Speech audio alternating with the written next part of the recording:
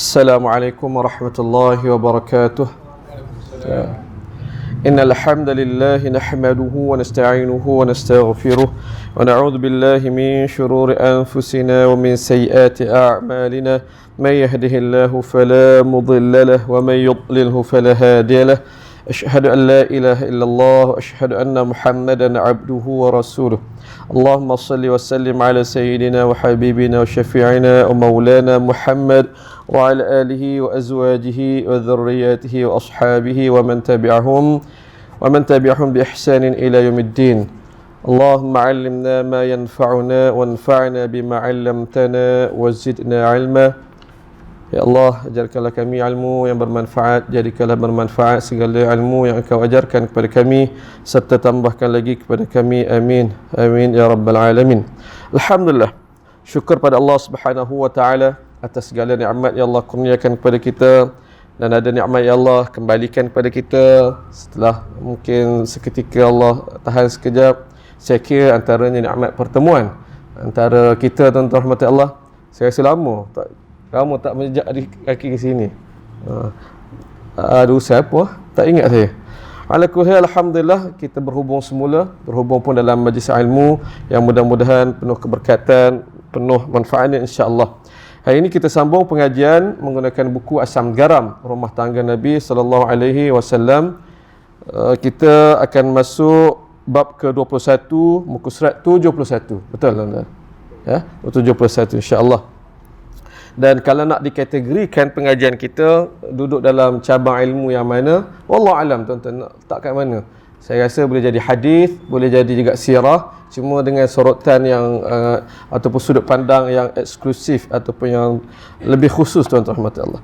Baik, Asam Garam 21, tajuk yang diletakkan 2-3 bulan Nabi merajuk dengan Sayyidatina Zainab. InsyaAllah kita akan baca beberapa hadis sekaligus. عن عائشة رضي الله عنها أنه اعتل بعير لصفية بنت حيي وعند زينب فضل ظهر، فقال رسول الله صلى الله عليه وسلم لزينب أعطيها بعيرا، فقالت أنا أعطي تلك اليهودية، فغضب رسول الله صلى الله عليه وسلم فهاجرها ذا الحجة والمحرم وبعد صفر. Baik, hadis ni pendek, saya baca sekali lagi dulu terus tuan-tuan. Sayyidatina Aisyah ceritakan, dan kita tahu berulang kali kita sebut dan kita yakin tuan-tuan, Sayyidatina Aisyah isteri Nabi yang paling banyak menyampaikan hadis, menyampaikan ilmu Rasulullah sallallahu alaihi wasallam dalam ramai isteri Nabi.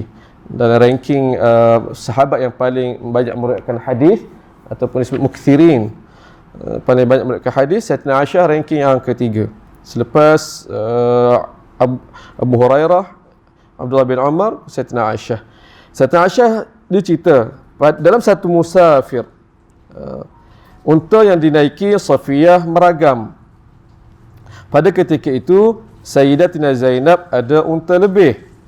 Lalu Rasulullah sallallahu alaihi wasallam berkata kepada Zainab, unta Safiyah sakit, buat pasal, kalaulah boleh awak berikan seekor unta kepadanya. Lantas Zainab menjawab, saya nak beri kepada Yahudi tu. Lantas Rasulullah marah, baginda memulau beliau sepanjang Zulhijjah, Muharram dan sebahagian Safar. Hadis Ahmad dan Abu Daud. Hadis ini, kita riwayat ini seringkas ini, tapi ceritanya panjang tuan-tuan. Kita akan baca selepas pada ni, dan ada hadis yang penuh nanti kita akan baca juga, tuan-tuan rahmat Allah. Mari kita hurai sedikit sebanyak berkenaan dengan hadis ini. Ini satu babak yang wallahu alam, saya secara jujur saya baru perasan pun ada hadis ini ataupun pernah berlaku babak ini dalam kehidupan Nabi setelah buat kajian tentang ini, tuan-tuan. Kumpul ada cerita ni, dan menarik tuan-tuan. Menarik, memberi kita satu kesedaran banyak lagi yang aku tak tahu tentang Rasulullah, dan betapa Rasulullah ini sangat manusiawi, banyak-banyak benda. Apatah lagi beberapa minggu sebelum pada ni ada timbul isu, saya tak sempat nak respon pun, isu Rasulullah dalam, kalau tuan tengok Facebook lah, Rasulullah tidak mengurus masalah cemburu isteri, dan Rasulullah tidak minta maaf. Itu kebetulan masa tu saya tak orang kata tidak duduk dalam dunia maya, duduk sibuk hal luar. Lepas habis tu baru orang baru tengok. Jadi isunya sama. Isunya kembali kepada sejauh mana kita menguasai atau mengetahui kehidupan Nabi sallallahu alaihi wasallam. Daripada itu kita tengok gap, jurang yang agak jauh mengikut kefahaman masyarakat, sangkaan mereka Rasulullah ni begitu kudus. Tak ada salah, tak ada ni. Lalu apabila timbul benda ni jadi orang kata tergugat, bergegar sekejap. Dan ini bagusnya berlaku isu tu menyebabkan kita para asatidzah akan rujuk semula. Saya pun sempat tengok balik, baca balik, dan kita ada projek-projek lama yang saya buat dulu. Ada bahagian saya kumpul hadis-hadis Nabi lupa. Saya baca balik, Allah ada aku lupa tuan-tuan. Kalau ada hadis-hadis Nabi tersilap nak jawab isu tu. Dan insya-Allah menarik tuan-tuan. Saya kongsikan beberapa nanti. Baik. Sayyidina Aisyah, kita kembali kepada kisah ni. Sayyidina Aisyah kata dalam satu musafir. Musafir mana tuan-tuan? Secara umum Nabi SAW banyak keluar, dia tidak duduk mukim setempat. Dan satu benda yang saya ulang sebut dan kita sedar, Nabi duduk tinggal di Madinah, usia Nabi sekitar 53 sampai umur Nabi 63, 10 tahun itu. Bermulanya di Madinah itulah era Nabi banyak keluar. Kalau kita perang besar, perang Badar kan, perang Khaybar, jauh perang Tabuk tu pada usia-usia Nabi 50-an ke 60-an. Bandingan kepada kita pula, itulah umur-umur kita pencen tak? Umur kita pencen, umur kita rasa nak rehat, nak ni. Dan kita tengok Nabi, lain pula tuan-tuan Rasulullah. Jadi kena kita jadikan tu pembakar semangat kepada kita semua. Ini musafir bila ni? Agak-agak tuan-tuan musafir bila? Sebab dalam peristiwa ini ada 3 ummul mukminin. Kebiasaannya Nabi SAW bermusafir, Nabi akan buat cabut undi. Buat cabut undi untuk nak tentukan mana isteri yang boleh ikut. Kita dah bincang sebelum pada ni, kenapa Nabi buat cabut undi. Dalam satu musafir Nabi akan buat cabut undi. Biasanya seorang, ada ketika 2 orang Nabi bawa, tidak semua. Tapi yang ni 3 kali, 3 orang terus. 3 orang terus nanti tuan-tuan kata 3 orang terus. Bukannya sekat 3 orang, semua ummul ini Nabi bawa dalam musafir ini. Ini musafir Nabi haji wada'. Sebab itu nanti ada kait Nabi atau Sayyidina Aisyah sebut Nabi memulau Zainab Muharram, Zulhijjah, Muharram, Safar, balik daripada mengerjakan haji. Ini musafir Nabi bawa semua orang, semua isteri Nabi. Dan ketika itulah berlaku tragedi babak ini tuan-tuan. Kata Sayyidina Aisyah, unta Safiyah, unta yang dinaiki Safiyah meragam. Bagaimana meragam itu dihurai dalam hadis yang selepas pada ini. Lalu Nabi SAW kata Sayyidina Aisyah, dalam masa yang sama Zainab ada unta lebih. Biasanya orang bawa seekor unta, naik seekor unta. Zainab ada 2. Mungkin orang tanya kita kemusykilan, macam mana Sayyidina Zainab ada 2 ekor unta? Nabi bagi kat dia lebih ke? Kan? Tidak. Unta yang kedua ni memang unta dia. Macam mana Sayyidina Aisyah boleh, Sayyidina Zainab boleh? Kerana dia mampu tuan-tuan. Dalam kalangan isteri Nabi di Madinah, era poligami, saya kira dengan isyarat riwayat-riwayat yang ada, Sayyidina Zainab isteri paling kaya. Kalau era monogami Nabi kahwin seorang dulu, memanglah Sayyidina Khadijah. Masuk era Madinah, yang paling kaya isteri Nabi ialah Sayyidina Zainab. Ini antara hadisnya. Orang bawa seekor unta seekor seorang, dia 2 bawa kan. Dan nanti Nabi bagi gelaran lah. Ya, Nabi sebut orang paling awal menyusulku nanti, orang paling panjang tangan dia. Tangan panjang kat situ bukannya maksud mencuri pasal kita, tapi paling rajin bersedekah, menghulurkan. Nabi itu paling panjang tangan. Sebab dia banyak bersedekah. Sebab apa dia banyak bersedekah? Sebab dia bekerja. Dan dia bekerja tu dia ada duit sendiri. Tuan-tuan. Itu cerita dia. Zainab ada unta lebih. Jadi Rasulullah SAW nak selesaikan apa yang masalah yang berlaku di Safiyah, unta dia memang tak boleh nak, orang kata breakdown lah masa kita kan, apa kereta. Jadi minta lah tolong dengan Zainab, ada unta lebih tu, boleh tak bagi pinjam kepada madu kamu ni. Baik. Tapi respon Zainab agak kita kata tak patutlah ketika itu. Dia kata, ana u'ti tilkal yahudiyah, saya nak bagi kepada orang Yahudi tu. Saya nak bagi kepada orang Yahudi tu. Itu je ucapan dia. Tapi ucapan tu kalau kita baca secara bahasa tanpa intonasi, mungkin kita tak asal apa. Saya nak beri kepada orang Yahudi betul. Biasa je. Tapi kita guna intonasi yang kita memahami keadaan, baru kita rasa ini ada maksud, di sebalik kata-kata tu ada perasaan benci, perasaan ini diambil kira tuan-tuan rahmat Allah dalam hukuman.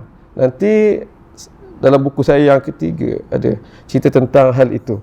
Bagaimana zaman kemudian nanti orang bergaduh dengan, ada dua orang bergaduh, ini semua tabi'in, dia bergaduh dengan Ummu Aiman bin Aiman, cucu Ummu Aiman, tak ingat nama apa.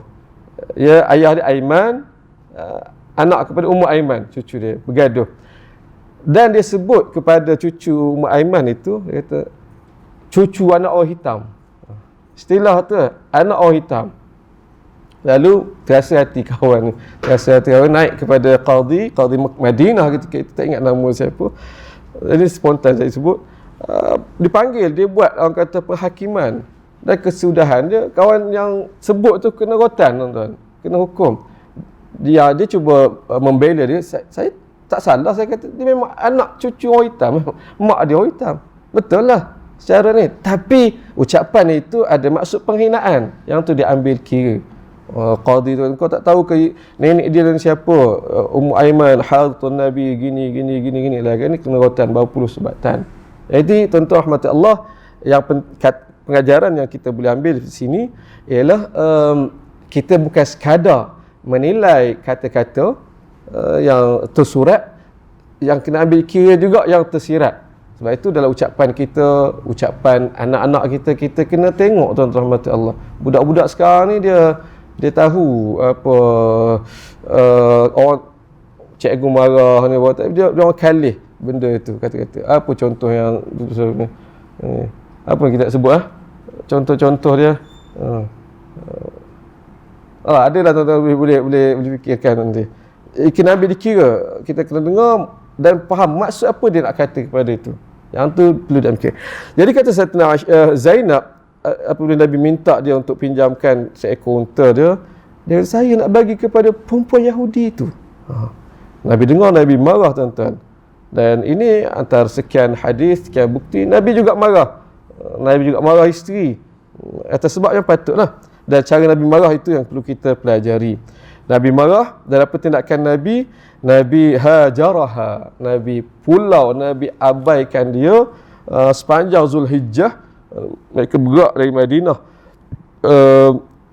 start daripada Zulqaidah sampai ke masuk dalam Zulhijjah. Balik itu Muharram, kemudian Safar, pertengahan Safar baru balik tuan-tuan Allah. Panjang hampir ke 2 ke 3 bulan Nabi marah. Saya istilahkan Nabi merajuk tuan-tuan Allah. Boleh ikut setakat ini tuan-tuan ya, insya-Allah. Kita terus kepada hadis yang berikutnya untuk kita memahami keseluruhan kisahnya. Safiyah merajuk, Nabi cuba pujuk. Muka surat 72 yang berikutnya. Haddatsana Thabit Al-Bunani an Anas bin Malik qal, hadis ini saya sebut Thabit Al-Bunani perawi tabi'in daripada Anas bin Malik, gurunya sahabat Nabi sallallahu alaihi wasallam. Dia pula cerita, kalau tadi kisah yang sama, kalau tadi Sayyidatina Aisyah, yang ni Anas cerita. Qal kanat Safiyatu ma'a Rasulillah sallallahu alaihi wasallam fi safar. Anas, satu ketika Safiyah ikut bersama Nabi dalam satu musafir. Wa kana dhalika yaumaha, hari itu, hari kejadian nak disebutkan ni berlaku kebetulan hari giliran dia. Maksudnya hari giliran Nabi, kalau malam nanti akan bersama dengan dia. Fa abta'at fil masir, beliau bergerak sangat lambat. Ni riwayat sebut begitu. Fastaqbalaha Rasulullah, Kemudian nanti Rasulullah datang kepadanya, wahia tabki. Masa itu dia sedang menangis. Wa taqul hamaltani ala ba'irin bati. Masa itu Nabi datang kepadanya, dia kata kepada Nabi, abang bawa saya atas unta yang lambat, atas unta yang teruk ni. Sambil dia menangis. Faja'ala Rasulullah sallallahu alaihi wasallam yamsahu biyadaihi ainaiha. Lepas, tuan-tuan, kita nak kata apa? Kita baca dulu. Nabi pun, apabila tengok keadaan begitu, Nabi pun menyapu air mata Safiyah dengan kedua belah tangan baginda sendiri, insya-Allah. Wa yuskituha, Nabi cuba tenteramkan dia, senyapkan dia. Fa'abat illa bukaan. Safiyah apa tak nak, nangis lagi, makin kuat. lagi. Faghadaba Rasulullah marah sallallahu alaihi wasallam wa tarakaha, dan tinggalkannya, biarlah dia itu. Hadis riwayat An-Nasa'i. Hadis ni panjang, tuan-tuan, saya potong. Sebenarnya riwayat ini dia panjang, dan dia hadis inilah, riwayat inilah yang akan mencerita keseluruhan babak ini. Tapi saya potong kat sini untuk nak beri tumpuan, nak tak tajuk Safiyah merajuk, Nabi cuba pujuk, nak ambil bahagian tu. Nanti insya-Allah kita akan baca babak atau hadis penuhnya muka surat 76. Muka surat 76, tuan-tuan. Itu. Boleh ke potong-potong hadis ni? Boleh, tuan-tuan. Kita baca Bukhari, baca Muslim, tidak. Imam Bukhari dia potong-potong hadis, nak beri syahid. Kadang satu hadis tu panjang, tapi dia nak ambil hukum pada satu tempat. Sebahagian ada hadis itu dipotong, fokus kepada yang tu. Begitu yang juga saya buat. Sebab ada orang kata tak boleh. Adalah tu cerita lain. Anas cerita, kata Safiyah masa tu bersama Rasulullah dalam satu safar, satu musafir. Musafir apa tidak diberitahu. Sekarang saya jelaskan. Musafir tadi, musafir Nabi bawa semua isteri, musafir pergi haji wada' Nabi sallallahu alaihi wasallam. Baik. Nak jadi cerita dalam musafir tu, untanya lambat. Dan bukan sekadar lambat, tuan-tuan. Unta dia meragang, berhenti terus. Barak, unta dia berhenti terus. Lalu peristiwa tu sampai pada Nabi sallallahu alaihi wasallam. Nabi pergi jumpa dia. Kita kena faham, tuan-tuan, ini rombongan besar Hajatul Wada'. Kalau baca riwayat sebut 10,000 orang keluar. 10,000 orang jemaah keluar dari Madinah sampai ke Mekah, tuan-tuan. Ada sebut ada berapa ribu. Dia bab bilangan ni Allah alam, saya bukan skeptikal, tapi saya rasa bilangan tu tak tepat. Tak tahulah ni. Tapi yang riwayat sebut begitulah.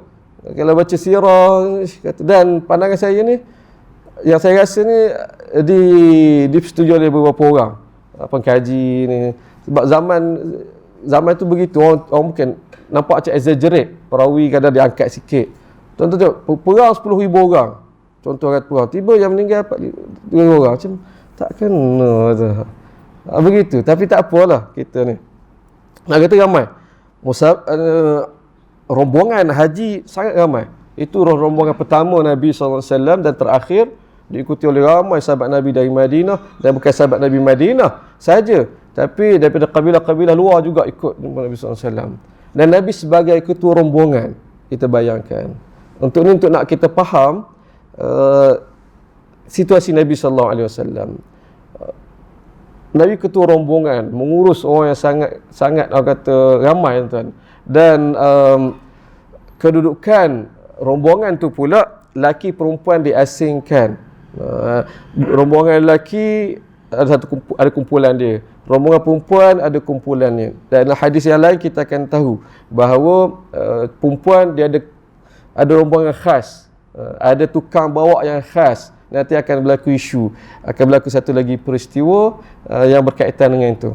Jadi isteri Nabi duduk berasingan dengan perempuan-perempuan yang lain juga. Ada hadak dia, ada tukang pimpin, tukang bawa unta tu, orang lelaki pun ada. Makna keadaan tu terpisah, tuan-tuan. Rasulullah ketua rombongan duduk depan. Jadi itu berlaku. Mengurus ramai pula keadaan. Dan jadilah benda-benda yang kita kata dalam apa, konvoi, adalah kereta lambat pergi tanda kan. Memang bukan senang kan nak bawa rombongan ni. Kita buat jemaah haji, Allah, kalau yang ni kan 40 orang perangai macam-macam, yang lambatnya, yang ni memang mencabar tuan. Mencabar iman ada. Kita tak apa, mencabar iman kita itu lagi. Jemaah-jemaah lain sampai masa muka ada. Memang ada orang timing dia lambat tuan. Janji pukul 7 tu baru dia siap. Baru nak siap-siap. Allah kata. Dan dia ambil masa orang. Baik tuan. Tapi yang ni bukan cerita pasal diri dia lah. Ini yang orang kata nak berlaku kepada dia, itu Sayyidatina Safiyah. Untungnya beragam, tersadar, dan mungkin dimaklum kepada Nabi hal begitu. Nabi pun datanglah kepada dia. Fastaqbalaha Rasulullah. Nabi pergi jumpa dia. Keadaan dia menangis. Kenapa Sayyidatina Safiyah pula dalam keadaan ni? Tentu kita kena faham juga. Dalam ramai isteri Nabi SAW, isteri yang saya kira Allah Alam yang agak disisihkan, agak orang kata orang pandang rendah, tak layan dengan baik, ini sifat semula jadi manusia orang lain, ialah Sayyidatina Safiyah. Daripada awal-awal lagi sampai Madinah, berlaku ujian kepada dia. Nanti kita akan baca beberapa hadis. Dalam kalangan isteri Nabi pun bukan kutuk dia, duk pressure dia sebab status dia. Dia anak kepada seorang Yahudi, ketua Yahudi, Huyai bin Akhtab, yang ketua nak perang Nabi SAW, yang sampai berlaku nanti perang Khaybar. Suami dia pun sebelum tu memang tu juga. Akhirnya bekas suami dia dengan ayah dia dihukum bunuh lah. Memang orang watak yang dibenci, orang tak pengkhianat, anak kepada pengkhianat. Itu orang kata prejudis manusia, orang sekeliling kepada beliau. Dan apabila berlaku keadaan seperti ini, dia dah lah kita kata rendah diri, tiba berlaku macam ni juga, jadilah dia tertekan, tuan-tuan. Kita kena faham semua keadaan, tuan-tuan. Lalu Nabi datang, dia luah perasaan dia. Hamaltani ala ba'irin bati, abang bagi saya unta pula, unta lembab. Terasa lagi, tuan-tuan. Dan ini sifat semula jadi manusia. Dan Nabi memahami hal ini, tuan-tuan. Dalam ayat lain saya nak kata, ini istilah lain, ni macam Nabi kena marah. Nabi kena marah lah, istimewa Nabi. Macam kita macam tu. Apa sahabat tak ni? Kena marah kan? Nabi pun kena keadaan sama, tuan-tuan. Tapi insya-Allah Nabi SAW sebagai suami yang cool, ketua lagi, maksud sibuk mengurus gerombongan yang besar, Nabi pujuk faja'ala Rasulullah, Nabi yamsahu biyadaihi ainaiha. Inilah pujukan yang saya paling menjadilah, kalau nak menjadi pujuk isteri, kesat air mata isteri dengan tangan lagi. Tuan-tuan pernah buat, tuan-tuan? Tuan-tuan tanya saya, Ustaz pernah buat? Tak pernah buat, tuan-tuan. Dan tak nak buat. Tak orang aku nak kata apa, keras hati, aku tak buat lah. Tapi Nabi buat, tuan-tuan. Ni kita kena ikut Nabi lah, jangan ikut kita. Kalau boleh kita ikut Nabi SAW. Nabi pujuk, kesat air mata isteri lagi. Kata tak ya.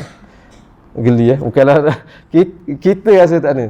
Betapa kerasnya hati kita, tuan-tuan. Nabi pujuk dengan mengesat air mata, wa yuskituha, dan cuba mententeramkannya. Apa ayat ini tidak didetailkan, tidak diperincikan. Tapi Safiyah, ni salah langkah dia lah. Dia lebih pula. Fa'abat, dia masih lagi terus orang kata tunjuk perangai, menangis kuat-kuat. Dan faghadaba Rasulullah marah. Rasulullah tinggalkan dia. Patut tuan Rasulullah marah. Patutlah kan? Nabi dah bagi sepenuh perhatian, Nabi dah ni. Tak boleh nak kata apa, Nabi biasalah isteri jarang-jarang sekali nak ni bermanja kan. Tuan-tuan, kita faham tak saya bagi situasi ini, rombongan yang besar, ribuan, Nabi mengurus ni. Tiba untuk nak fokus pada seorang-seorang ni, bukan ni, tuan-tuan, insya-Allah. Dan bahkan manusia ada kecenderungan begitu. Sebab itu ni kalau bab mutawih lah, kadang mutawih kalau tak kena cara, saya tak bawa saudara mara dalam satu trip. Dia ada yang berlaku kes macam mana, dia bawa saudara dia nak ikut, ada dalam sepupu ke apa semua, rombongan dia, rombongan 40 orang. Lalu apabila dah sampai sana, dia sebagai muftawid, dia kena adil. Dia orang kata cara belaka lah, lebih tak boleh nak fokus seorang. Merajuk keluarga tu, merajuk saudara. Tak ni, ya Allah kata. Dia cerita, merajuk. Jadi renggang pula tiba macam tu. Barangkali yang saudara dia ni duk ingat, okay, aku ikut rombongan saudara sekian ni, dapatlah privilege orang bagi tumpuan. Itu orang kata harapannya kan. Tiba sampai sana ya berlaku keadaan ni, tak ada. Oh, balik jadi masa muka. Apa cerita anda? Nak katanya kata kadangnya begitu. Emosi ataupun dia psikologi seorang itu. Safiyah begitu, barangkali dia nak perhatian lebih daripada Nabi sallallahu alaihi wasallam, dan tak apa kenalah ketika itu dia pun lebih-lebih lagi merajuk, dan Nabi saya kira cukup wajar Nabi bagi perhatian tu. Ni dah melampau dah ni. Nabi marah pula kat dia. Nabi biar macam tu saja. Adakah Nabi biar macam tu saja, tuan-tuan? Tak. Tak. Peristiwa yang kita baca tadi, Nabi pergi jumpa Zainab, itu berlaku selepas peristiwa ini. Faham tak kedudukan dia tu? Mula-mula Nabi Safiyah, untuk Safiyah meragam, Nabi pujuk Safiyah. Safiyah, orang kata tunjuk perangai lagi, Nabi marah pada dia. Nabi tinggalkan dia. Baik. Selepas Nabi tinggal tu, bukan Nabi lantaklah kau tersadar dah tak, tuan-tuan. Nabi pergi jumpa Zainab, yang kisah kita baca tadi, minta tolong Zainab. Zainab pula buat perangai nak ni. Nabi marah pula kepada dia. Okey. Itu daripada kronologi dia. Dan tak tahu, tidak diperincikan macam mana penyelesaian kepada Safiyah itu. Barangkali Nabi minta lah, ataupun suruh sahabat-sahabat Nabi yang lain, lalu selesailah cinta Rasulullah. Baik, habis kat sini. Hadis yang berikutnya, hadis yang ketiga. Boleh tuan-tuan lah? Nabi marah, Safiyah pula pujuk. Tuan-tuan boleh nampak dia punya kronologi dia tu. Nabi marah, Safiyah pula pujuk. Sekarang ni yang berlaku selepas pada tu, riwayat yang lain. Ini riwayat yang lain. Hammad bin Salamah an Thabit an Sumayyah an Aisyah anna Rasulullah sallallahu alaihi wasallam wajada ala Safiyah binti Huyayin fi syai'. Serta Aisyah cerita bahawa Rasulullah marah pada Safiyah binti Huyay tentang sesuatu. Kalau kita baca riwayat ini saja, kita tak tahu sesuatu tu apa. Dari mujur kita dah baca dua riwayat sebelum pada ni, kan? Iaitu kisahnya berlaku kat mana, situasi macam mana. Ini penting, tuan-tuan. Apabila tuan-tuan nanti baca, jumpa hadis, tuan-tuan kena ambil masa sikit, bukan bongkar, cari maklumat yang lebih tentang hadis tu. Jangan kita terima hadis ni, kita pun kata okey, aku pegang pada ni, beramal pada ni. Tuan-tuan, dia boleh jadi hadis tu mansukh, telah dinasakh, boleh jadi hadis tu ada maksud yang lain. Sebab itu penting untuk kita kuasai. Contoh sama macam tuan-tuan, ni perbincangan kalau kita bincang lanjut tentang puasa Ashura hari ni. Puasa Ashura. Saya satu ketika dengan hadis yang satu dua kita tentang kelebihan Ashura apa semua itu, saya merasa besar puasa Ashura ni. Memang besar, tuan-tuan, puasa sunat tu besar. Tapi rasa sangat besar lah. Pahalanya begini. Tapi apabila kumpul keseluruhan hadis tentang Muharram, tentang Ashura, tuan-tuan, pandangan mula berubah sikit. Begini kronologi puasa Ashura itu. Pertama, dari Bukhari, sebenarnya di Mekah lagi Nabi puasa Ashura. Nabi puasa Ashura dan menjadi tradisi masyarakat Arab ketika itu. Sebelum masa jahiliah lagi mereka puasa Ashura, tapi tak tahu sebab. Puasa Ashura ini tradisi, Nabi pun puasa jugalah. Sampai Madinah, Nabi perhati budaya orang Yahudi puasa, kan? Puasa Ashura, Nabi tanya. Ni yang hadis masyhur kita. Nabi tanya, apa ni? Puasa apa yang kamu puasa ni? Mereka punya hadza yaumun azim anjallahu Musa wa qaumahu wa ughriqa Fir'aun wa qaumahu, kan? Hari ini besar, hari yang Allah selamatkan Nabi Musa dan kaumnya, hari Allah tenggelamkan Fir'aun dan kaumnya. Kemudian Nabi Musa berpuasa syukran lillah. Nabi Musa pun berpuasa tiap kali mari 10 Muharram, sempena mengingati ini nikmat Allah Taala selamatkan kami. Nabi Musa berpuasa syukran lillah, bersyukur pada Allah Subhanahu wa taala. fa nahnu nasumuhu, kami pun orang Bani Yahudi sejak itu puasa sebagaimana Nabi Musa berpuasa, tuan-tuan. Nabi dengar tu, Nabi tersebut, fa nahnu ahaqqu bi Musa minkum, kalau macam tu kami dah patut lagi kerana ikut Nabi Musa kan. Jadi Nabi puasa dan Nabi galakkan semua sahabat Nabi berpuasa, tuan-tuan. Dan memang Nabi tekan untuk puasa hari Ashura itu. Ini penekanan tentang puasa hari Ashura itu berlaku sebelum pada kefarduan puasa Ramadan. Bahkan orang kata pada ketika itu mungkin wajib puasa Ashura itu. Lepas fardu, dalam hadis yang berikutnya kita kumpul riwayat, ada hadis sebut selepas turun fardhu Ramadan, fardu puasa Ramadan, Nabi bagi open, insya'a sham wa insya'a taraka. Siapa yang puasa, siapa yang tak puasa, tak apa. Dia lain dah level dia. Oh, macam tu. Kalau sebelum ni Ashura kita tekan. Sebab apa, tuan-tuan? Hal ini membentuk cara kita memberi nasihat. Kalau sebelum ni saya agak mengkritik tak kenalah hari Ashura, saya kritik adat. Kalau kita di Kelantan ni, sekarang mak saya hantar gambar kat kampung ni tengah kaca surau, kata kaca surau. Hari ni duk kaca surau. Kaca surau tak puasa, tuan-tuan. Memang hari tu tak puasa lah. Saya dengan susah kecil-kecil memang tak puasa kita kaca surau. Puasa pun 3, 5, 6 jam kadang duduk ni duk kaca surau. Jadi ini adat yang bertentangan. Patutnya pada hari tu hari puasa, kan? Tapi kita buat sesuatu sambutan yang menyebabkan kita meninggalkan syariat. Puasa macam tak kena. Saya kritik masa tu. Satu masa saya kritik. Tapi bila baca kemudian puasa Ashura ya sunat, tapi dia tidaklah pada kadar yang ditekankan sangat ini. Puasa tak puasa tak apa. Jadi kendorlah sikit. Taklah sangat kata nak kritik adat itu. Dia termasuklah adat itu adat orang kata beri makan, boleh lah. Ala kulli hal, kalau antara dua tu puasa ataupun atau budaya kaca surau tu sudah tentulah yang utamanya puasa tu, tuan-tuan. Tapi taklah kita kritik lebih-lebih begitu, tuan-tuan. Poin sekali saya nak sebut ialah penting kita menguasai ataupun ambil masa untuk mengumpul sebanyak-banyak riwayat tentang satu peristiwa, tuan-tuan. Baik, kembali pada hadis kita. Itu sekadar riwayat ini, kata Aisyah yang diriwayatkan oleh Thabit Sumayyah, Nabi terasa hati. Nabi marah kepada Safiyah tentang suatu perkara, tak sebut perkara apa.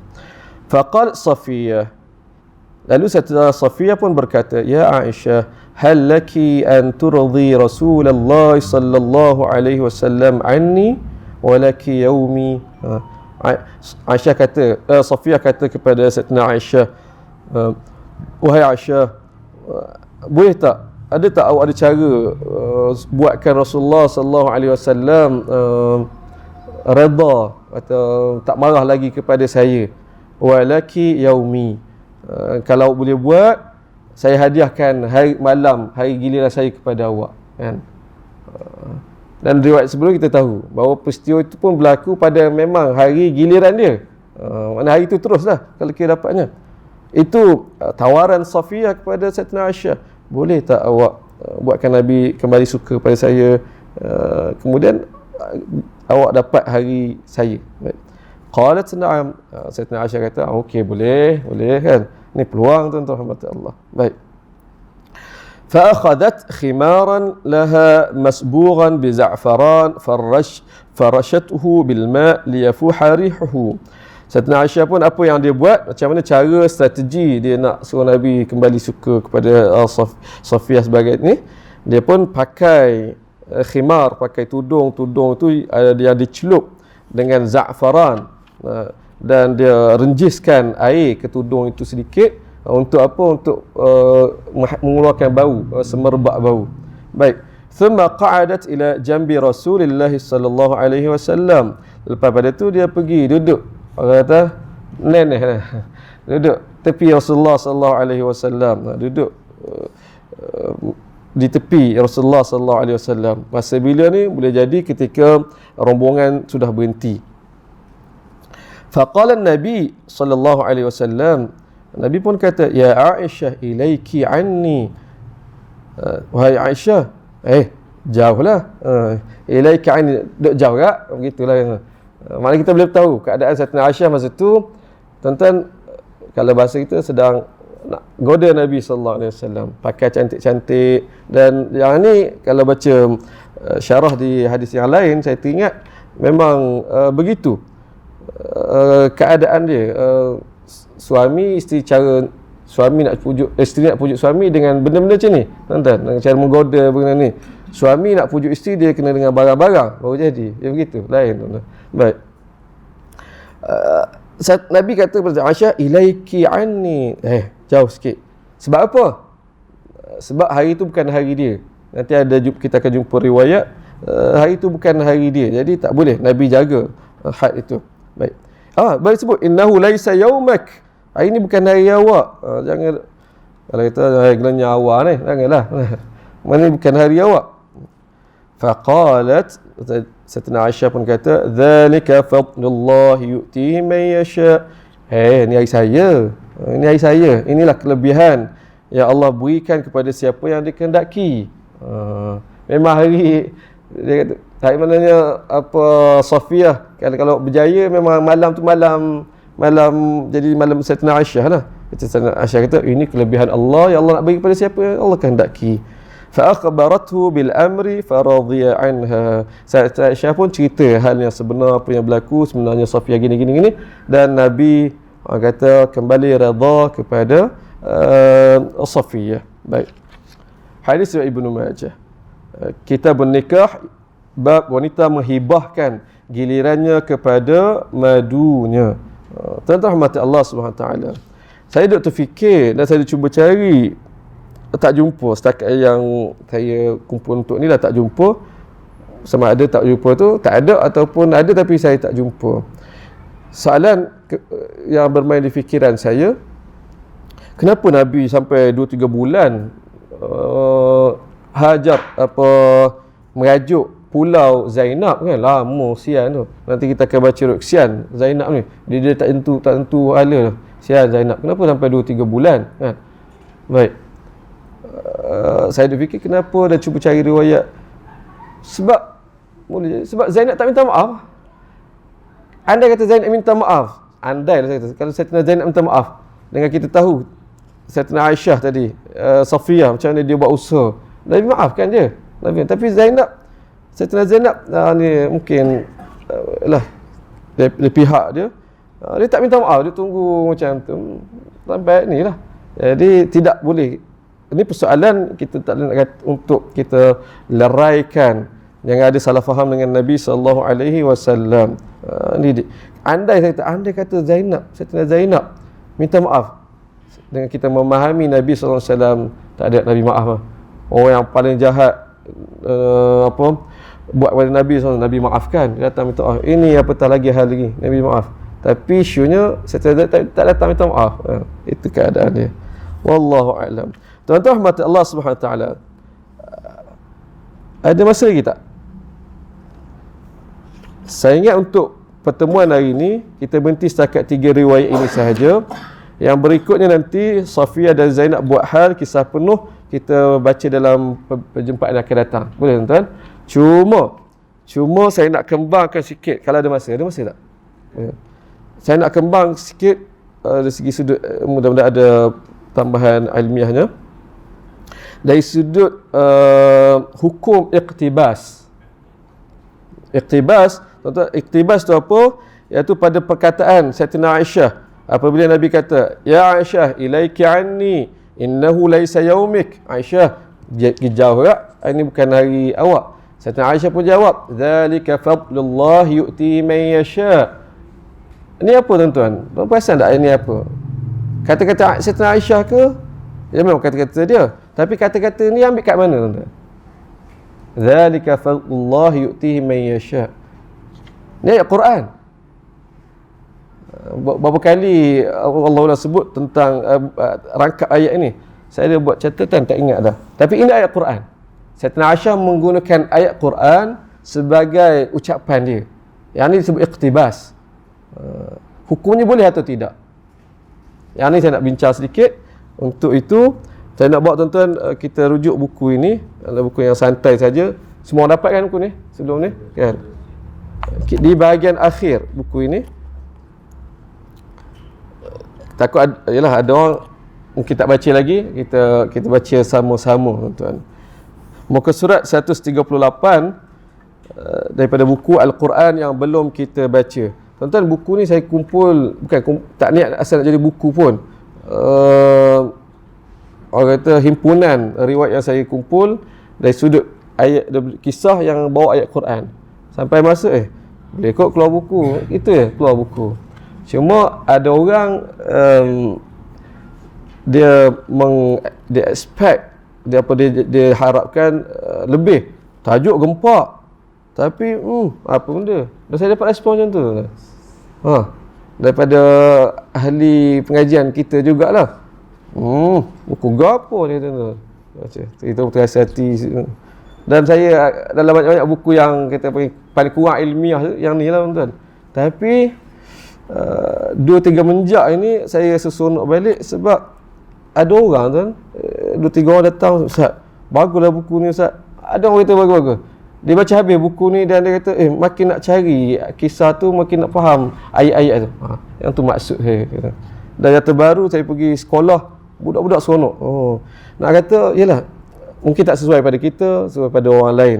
Saya pula menulis satu buku. Kalau nak kira aku nak tunjuk ilmiah, aku nak tunjuk aku ni ada authority dalam satu benda ni, tak buat buku ni. Kita buat tafsir ni. Tapi kalau kita buat tafsir lah, kalau aku buat buku tafsir surah Al-Baqarah, tafsir surah Ali Imran, tafsir surah An-Nisa, berapa ramai baca? Kita ni bukannya tokoh dalam itu. Ni. Lalu saya kata aku buat sebab kita nak menumpang pahala Al-Quran itu. Orang makin dekat Al-Quran dengan usaha kita, itu kita dapat pahala kat kita. Saya buat pendekatan itu. Sebab itu saya ada buku-buku yang lain. Buku dah habis stok tuan-tuan. Buku teka-teki surah Al-Baqarah, teka-teki surah Ali Imran, teka-teki surah An-Nisa, teka-teki surah Yasin, dan yang terbetul teka-teki surah Al-Kahfi. Kalau buku itu di tangan orang pengajian, ngaruk buku ni. Tapi bukan tumpu pada orang tu lah, tapi untuk orang lain tuan-tuan. Sama juga untuk buku ni, dia untuk bacaan santai, tapi tuan-tuan ada ilmu dia, insya-Allah. Yang di bahagian akhir sekali, dia sebagai rangkuman kepada riwayat-riwayat yang sebelum pada itu. Muka surat 138, saya buat bahagian tambahan hukum bersembang guna ayat Al-Quran.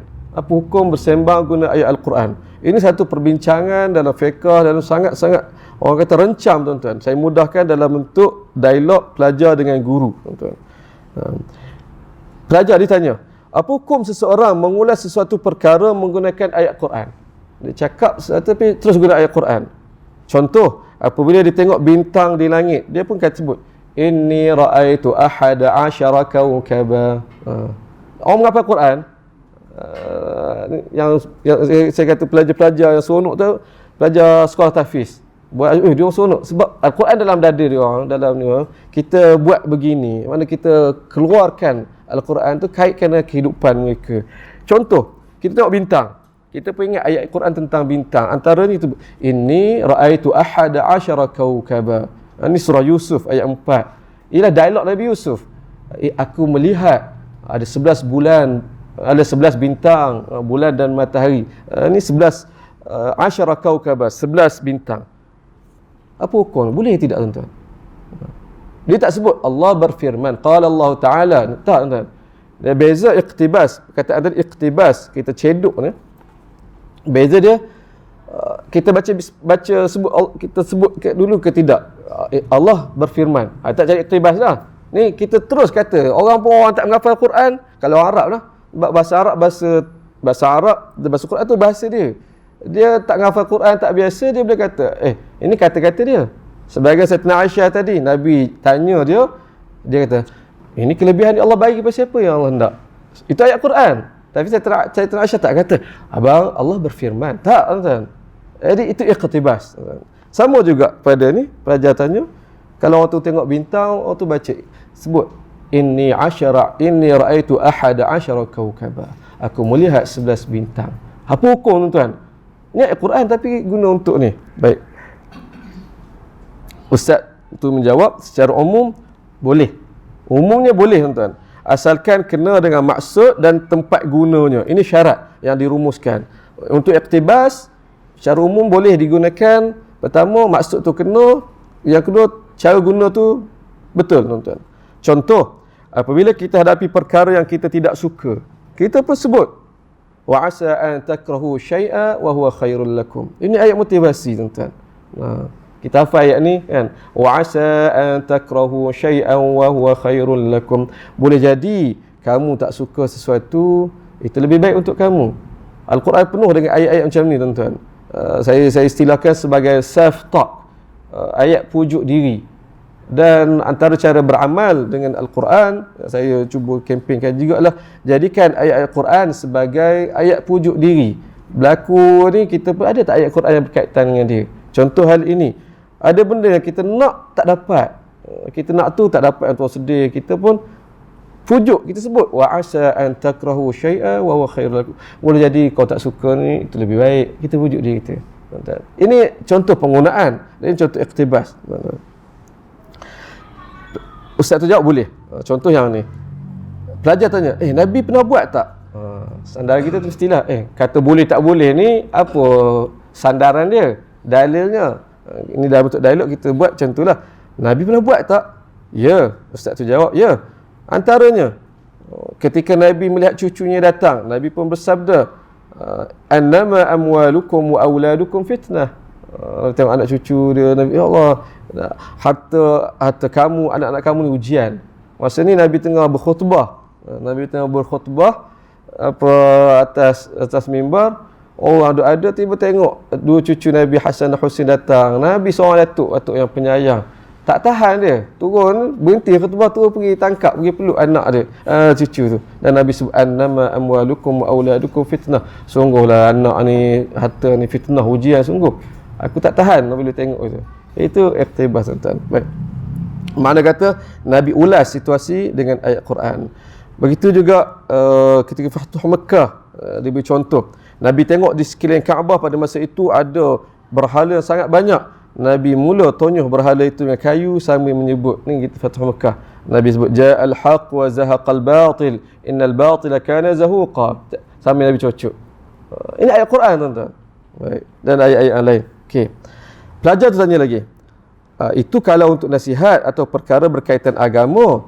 Bagaimana pula kalau kita guna ayat Quran untuk perkara yang biasa-biasa atau lebih kepada urusan peribadi, boleh ke tidak? Contoh yang Nabi buat itu kenalah dengan Nabi, kenalah situasi ni. Soalannya untuk perkara yang biasa. Ni. Ustaz tu jawab, di sini kita kena lebih beringat. Tuan-tuan boleh baca semula, nanti saya buat ringkasan saja. Secara umumnya boleh. Kalau kena cara dia. Contoh yang dibolehkan, ada seorang contoh yang saya ambil dalam satu kisah lain. Contoh ada seorang ibu, dia sangat cerewet dan marah anak dia bermain tanah. Ada orang macam tu kan, tengok anak main tak boleh kena lumpur langsung, marah ni. Lalu suami dia pun baca ayat Quran, baca ayat. Masa tu tak sebut Allah berfirman, suami dia sebut time tu, minha khalaqnakum wa fiha nu'idukum wa minha nukhrijukum taratan ukhra. Orang Arab dia faham teruslah. Maksud dia apa? Minha, daripada tanah itu kita diciptakan, dari tanah itulah Allah ciptakan kita, dan ke situ juga kita akan kembali, dan dari situ juga kita akan keluar. Tanah tu bukan jangan nak kata kat isteri dia, jangan duduk nampak apa geli sangatlah ke tanah tu. Tanah Allah cipta kita dari tanah, kita mati pun ke tanah, nanti kita akan keluar pun dari tanah. Ini seorang suami sebut macam tu. Jadi boleh tuan, sebenarnya si suami cuba nak kendorkan sikap cerewet isterinya. Hal ini biasa berlaku oleh generasi salaf. Antaranya Sayyidina Ali pernah solat dan orang tunggu dia ramai. Pernah solat dan orang ingin menanti, orang menantinya di luar solat, tunggu. Dia pun tengah baca, dia baca Al-Quran. Fasbir inna wa'dallahi haqq wa la yastakhifannaka alladhina la yuqinun. Syahid ni nak suruh kawan ni sabar. Fasbir inna wa'dallahi. Jadi orang tak faham tuan-tuan. Penggunaan tuan-tuan. Baik. Secara umumnya kita sebut ada syarat dia, dan syarat ini bukan yang saya buat, saya rumuskan daripada perbincangan melintasi mazhab. Pertama, kena faham ayat dan penggunaan dia. Kedua, kena nilai kesesuaian perkara dan situasi yang hendak digunakan pada salah satu ayat. Maksudnya jangan ada unsur bercanggah, merendahkan atau meletakkan ayat di tempat yang tidak layak. Contoh ada kat sini. Tuan-tuan boleh baca.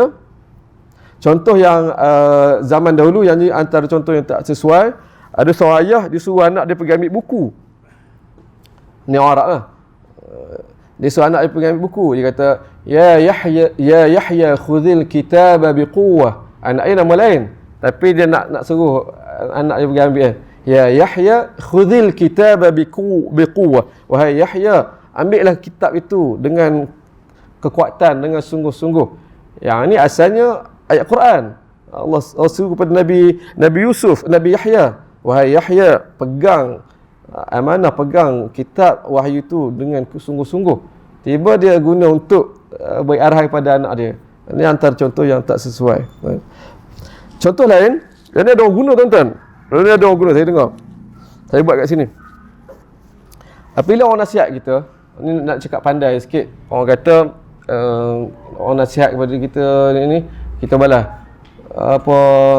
Jangan jaga tepi kayu orang. Dia nak orang kata contoh, nak baik sikit, dia nak kata tunjuk hebat sikit.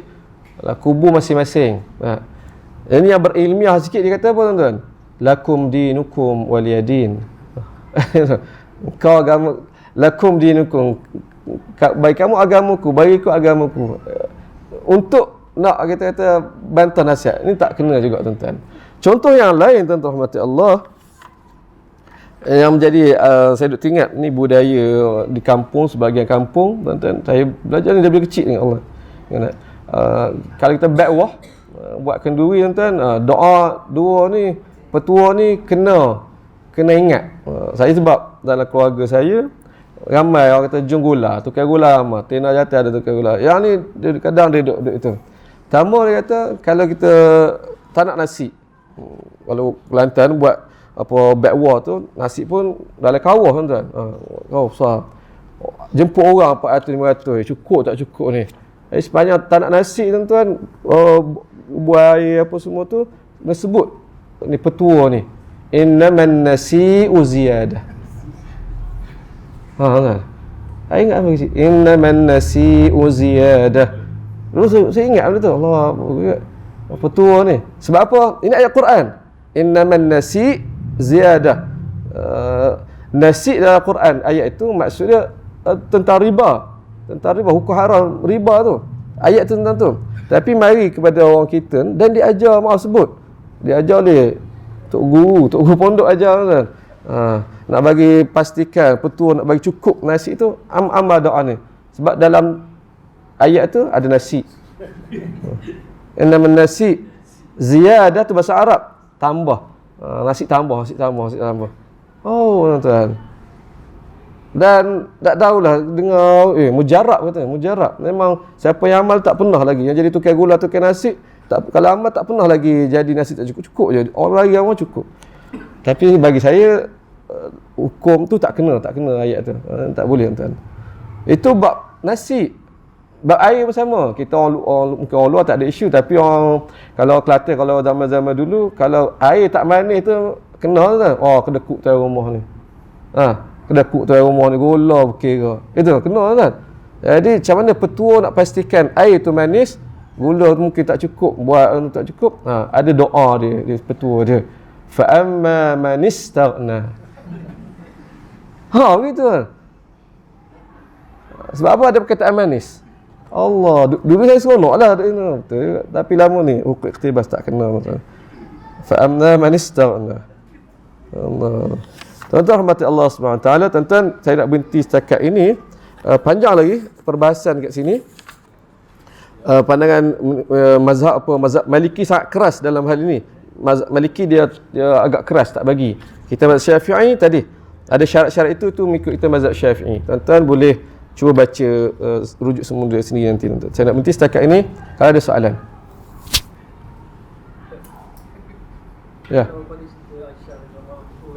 Ya. Tabarruj, aha. Sebab kita ada wadah. Okey. Boleh. Oh, tarik soalan. Itu yang kedua Ustaz. Boleh ke kita tak maafkan orang lepas 3 hari? Menarik soalan. Soalan kritikal. Pertama, tabarruj. Bolehkah tabarruj? Saya kena rujuk balik. Yang ni perjalanan hijrah Nabi tu, Nabi yang kata tak boleh tabarruj siapa semua tu apabila bermulanya ihram. Waktu berihram. Maksudnya Nabi berihram ke tidak? Belum dah start ataupun tidak kan? Mungkin dia di miqat. Jadi tu kalau kira-kiranya Nabi tidaklah. Ni malam bersama lagi. Boleh bersama lagi, Nabi tidak duduk dalam keadaan muhrim lagi. Itu satu. Yang kedua, bolehkah tak maafkan orang lebih pada 3 hari? Yang Nabi larang ialah tidak halal bagi seorang tu yahjura akha fawqa thalath kan? Memulau, tak bercakap dengan seorang lebih pada 3 hari. Dan orang yang terbaik ialah orang yang memulakan salam dulu kan. Itu dalam keadaan nak cakap macam mana?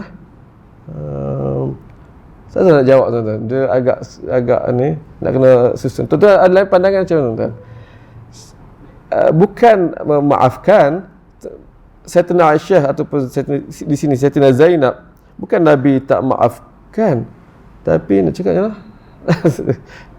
Saya tak nak jawab tuan-tuan. Saya duk teringat satu hadis yang Nabi tak nak jumpa Wahsy kan. Kita kena fahamkan keadaan.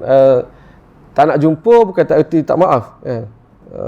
Tak bercakap bukan erti tak maaf, begitu kan. Macam Wahsy, Nabi tak nak jumpa muka, tak nak tengok. Fahal an tughayyiba wajhaka anni, boleh tak awak jangan tengok, tunjuk muka awak pada saya.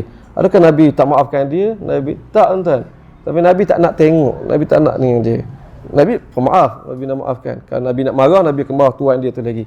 Kembali kepada situasi Zainab ini, adakah Nabi simpan terasa hati 3 bulan? Rasa tak ada pasal Nabi nak terasa hati tu. Cuma Nabi kata dah Zainab tak usaha untuk nak minta maaf, untuk nak ni, Nabi pun sibuk ke lain, tak apa dan taklah.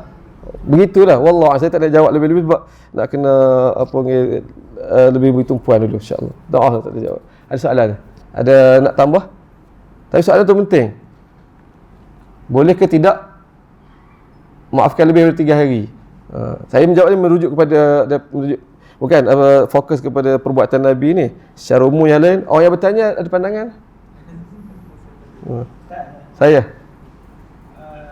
Allah SWT berlakuan sepulau isteri. Kalau isteri itu buat hal. Aha. Jadi 3 hari pun tak apa. Untuk isteri ya? Jadi 3 hari itu bisa ibadah isteri. Menarik. Satu ni. Betul. Boleh jadi. Mana bezakan kes sesama saudara dengan suami isteri ni dalam rumah tangga. Jadi, sebab ada peristiwa nanti kita akan jumpa Nabi pulau semua isteri sebulan. Maknanya tidak ada had yang Nabi pesan tidak halal bagi seorang itu memula saudara di betul hari itu umum. Betul. Terima kasih. Barakallahu fiik. Insya-Allah. Yang itu semua ada perbincangan. Ada soalan lain? Ada ni? Tambahan lain? Kalau tidak ada kita berhenti setakat ini tuan-tuan. Maaf masih agak lama dah ambil ini. Subhanakallahumma wa bihamdika asyhadu an la ilaha illa anta astaghfiruka wa atubu ilaik. Assalamualaikum warahmatullahi wabarakatuh.